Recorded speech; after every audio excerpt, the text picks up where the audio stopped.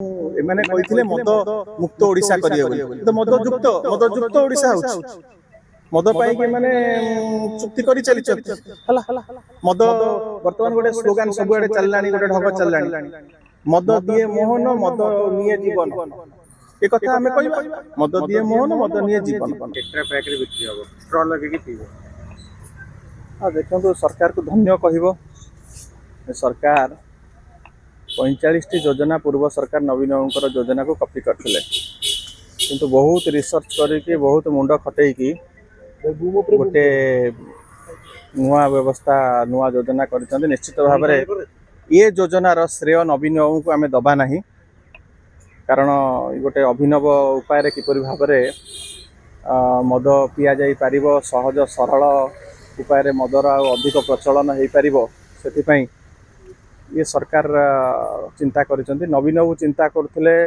युवक माने किपरि भाव में युग उपयोगी हो पारिबे जहाँ आगामी दिन भविष्य हूँ एआई साइबर सिक्योरिटी एवं क्वांटम कंप्यूटिंग डाटा साइंस ये सबू सब्जेक्ट रे पिला माने किपरि भाव में ट्रेंड हेबे स्किल्ड हेबे से बड़ बड़ company IBM Deloitte Cognizant Accenture ये भलिका बड़ बड़ कंपनी संगे चुक्ति करुथिले किपरि भाव में यंगस्टर्स माने ट्रेंड हेबे स्किल्ड हेबे से निजुक्ति पाइबे एक कथा नवीन बाबू चिंता करथिले किंतु वर्तमान ये सरकार कौन चिंता करुच्ची किपरि भाव में अभिनव उपाय युवपीढ़ी माने मद पीबे टेट्रा पैक रे फ्रूटी भलिका मद पीबे रास्ता घाट रे मद पीकिना बुलिबे एवं आगु को खाली युवक नुह छोट छोट पिला माने स्कूल जाउथुवा पिला माने भी निश्चित भाव में फ्रूटी भलिका आकु भी पीबे एवं पथभ्रष्ट हेबे एवं आपण देखंतु नवीन बाबू से 70टी मद दुकान को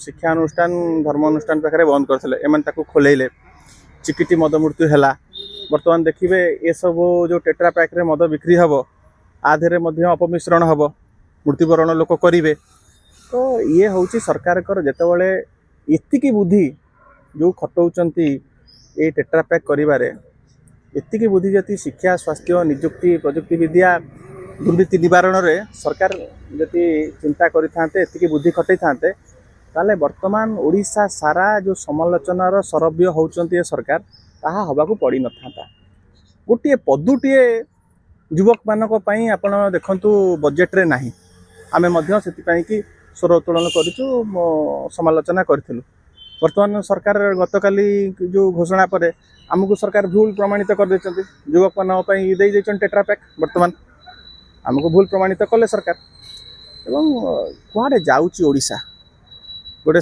बजेट करिसंती बजेट रो आकार गोटे 3,10,000 कोटी माने लागुची जेमिति प्रत्येक लोकों को हाथ को पैसा चली आसीबो गत बजेट रो आगे गोटे हौ वर्तमान समीक्षा हौ 43% टंका खर्च करि पारे ना ये होची वर्तमान समग्र भारत वर्ष रे सबुठारु दुर्बल फाइनेंशियल मैनेजमेंट जति कहार अछि सेला ओडिसा रो वर्तमान कहते आम बजेट रे मास्टर स्ट्रोक मारी देछ कौन मास्टर स्ट्रोक लोक मानक ब्रेन स्ट्रोक हो गलानी माने लोक ईएमआई जहाँ थिला ताकू दिनू दिन बढ़ी बढ़ी चली आपण मैंने भी जानुथिबे आपण मानकर भी सब ऋण थिबो ईएमआई बढ़ी बढ़ी चलती नित्य व्यवहार्य सामग्री बढ़ी बढ़ी चली तार दरदाम बढ़ी बढ़ी चली आपणकर जो पेट्रोल डीजेल रो कहिथिले रेट खसई देबे बोली कि आपण देखंतु पेट्रोल डीजेल रेट कौन हेलानी आज गोटे आपण जितेबाला बाहाघर व्रतघर में सुना आउ किणी पारे सुना जाकि 1,75,000 टंकार पहुँचला किए सुना किण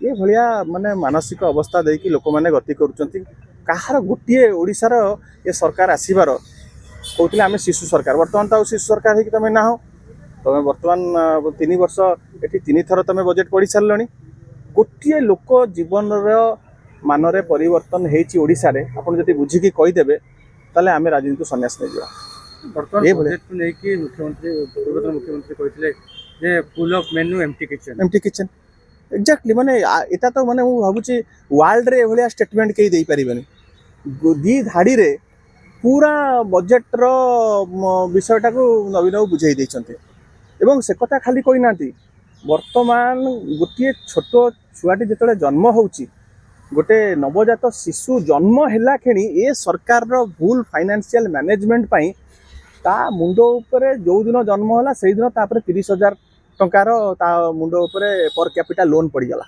ଇଏ ହେଲା ଜନ୍ମ ହଉ ହଉକା ବର୍ତ୍ତମାନ ଏଇ ଯୋଉ ସରକାର ଆପଣ ଦେଖନ୍ତୁ 24 ବର୍ଷ ଭିତରେ ଆମେ କେତେ ଋଣ କରିଥିଲୁ, ଏମାନେ କେତେ ଋଣ କଲେଣି। ଇଏ ଋଣ କରିଛନ୍ତି ଯୋଉମାନେ ତା ଭରଣା କିଏ ଦେବ? ଆପଣମାନେ ଦେବେ, ଆମେ ଦେବା, ଓଡ଼ିଶାବାସୀ ଦେବେ। ସରକାର କ'ଣ? ସରକାର କିଏ? ସରକାର ସେମାନେ କିଛି ଲୋକ ବସିଛନ୍ତି ଏବଂ ସେମାନେ ଯାହା ଭୁଲ ନିଷ୍ପତ୍ତି ନେବେ ତାର ଭରପାଇ ଆମେ କରିବାକୁ ପଡ଼ିବ। ଇଏ ହେଉଛି ଅବସ୍ଥା। ତ ବର୍ତ୍ତମାନ କେହି ଏଇ ଯେତିକି ଟେଟ୍ରା ପ୍ୟାକ୍ ପାଇଁକି ସରକାର ମୁଣ୍ଡ ଖଟେଇଲେ, ଇଏ କେଉଁଭଳି ଭାବରେ ଫାଇନାନ୍ସିଆଲ ମ୍ୟାନେଜମେଣ୍ଟ, ଆମର ରେଭିନ୍ୟୁ ସରପ୍ଲସ୍ ଷ୍ଟେଟ୍ ଥିଲୁ। ନବୀନ ବାବୁଙ୍କ ସମୟରେ ଗୋଟେ ଫାଇନାନ୍ସିଆଲି ବେଷ୍ଟ ଆଡମିନିଷ୍ଟ୍ରେଡ୍ ଷ୍ଟେଟ୍ର ଆମେ ମାନ୍ୟତା ପାଇଥିଲୁ। କାରଣ ନବୀନ ବାବୁ ଋଣ କମ୍ କରୁଥିଲେ, ଅଧିକ ସୁଧ ସୁଝୁଥିଲେ। ଇଏ ଥିଲା ନବୀନ ବାବୁଙ୍କର ଫାଇନାନ୍ସିଆଲ ଡିସିପ୍ଲିନ୍। କିନ୍ତୁ ଏମାନଙ୍କର ବର୍ତ୍ତମାନ ଏମାନେ କ'ଣ କରୁଛନ୍ତି? ଖାଲି ଆଙ୍କର କୌଣସି ପ୍ଲାନିଂ ନାହିଁ, କୌଣସି ଭିଜନ ନାହିଁ। ଖାଲି ଋଣ କରିକିନା ଗୋଟେ ବଜେଟ୍ କରିକି ଦେଖେଇ ଦେଉଛନ୍ତି ଯେ ଆମେ ଏତେ ଲକ୍ଷ କୋଟି ଟଙ୍କାର ବଜେଟ୍ କରିଦେଲୁ। ଏତେ ଲକ୍ଷ କୋଟି ଟଙ୍କା ବଜେଟ୍ ଯେଉଁ କରିଛ, ତମର ମାନେ ଆୟ କେତେ ହେବ, ତମେ ବ୍ୟୟ କେତେ କରିବ, ଋଣ କେତେ ଆଣିଲ, ଆଉ ସେ ଋଣ ଭାର କିଏ ସୁଝିବ? ତମେ ତ ଆଉ 5 ବର୍ଷ ପରେ ଆଉ ସରକାର ନଥିବ କି ଜୀବନରେ ତମେ ଆସିପାରିବ ନାହିଁ। କିନ୍ତୁ ଏଇ ଯେଉଁ ଫାଇନାନ୍ସିଆଲ ବର୍ଡ଼ନଟା ଦେଇ ଚାଲିଗଲ, ଓଡ଼ିଶା କେତେ ପଛକୁ ପଳେଇଲା।